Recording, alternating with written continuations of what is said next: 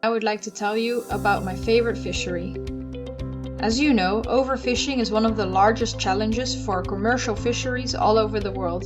If you've ever wanted to see a fishery that overcame this challenge, I would like to invite you to the sockeye salmon fishery in Bristol Bay, Alaska.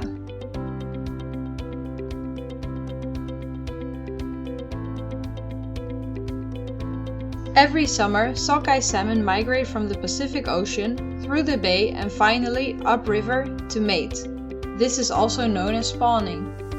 At every river surrounding the bay, counting towers are set up to make sure enough fish pass by.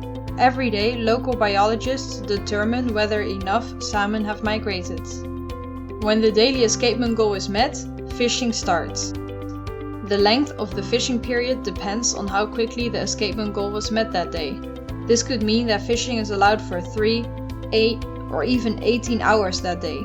To overcome the challenges of the big tide differences and shallow waters, small gillnet fishing boats measuring up to 10 meters in length are used.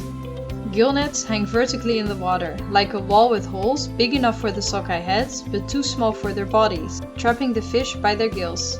Once the fishermen harvest the fish from their nets, they will cut the gills to bleed them out, just like slaughtering a cow, and immediately submerge the harvest in near ice-cold water to preserve fillet quality. Few small docks surround the bay, so to increase efficiency, larger boats, called tenders, will take the fish from the fishing boats and deliver all of them to shore in one go. Bleeding all the individual salmon out and cooling the water costs a lot of money and time, so fishermen may try to avoid these extra costs to increase their profit margins.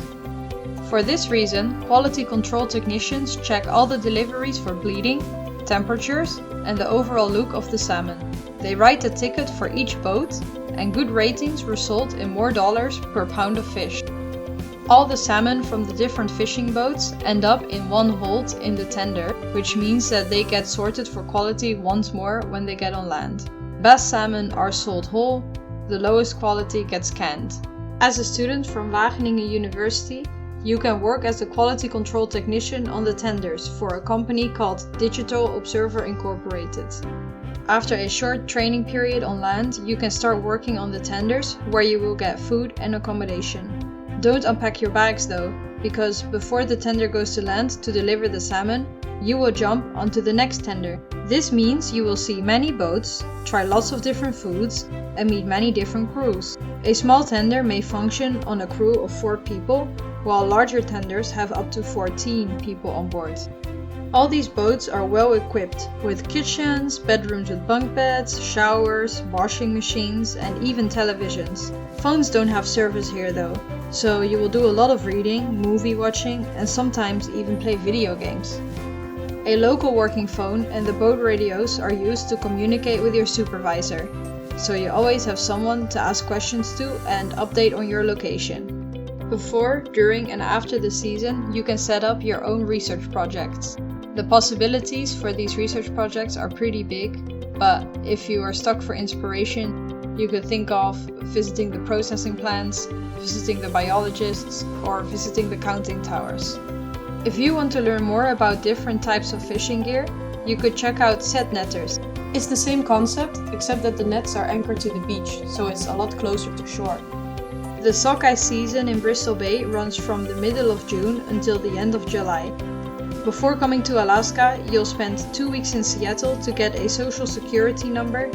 Your flight to Alaska and back to the Netherlands will be paid for. And once you make it to Alaska, you will have no expenses for food and stay.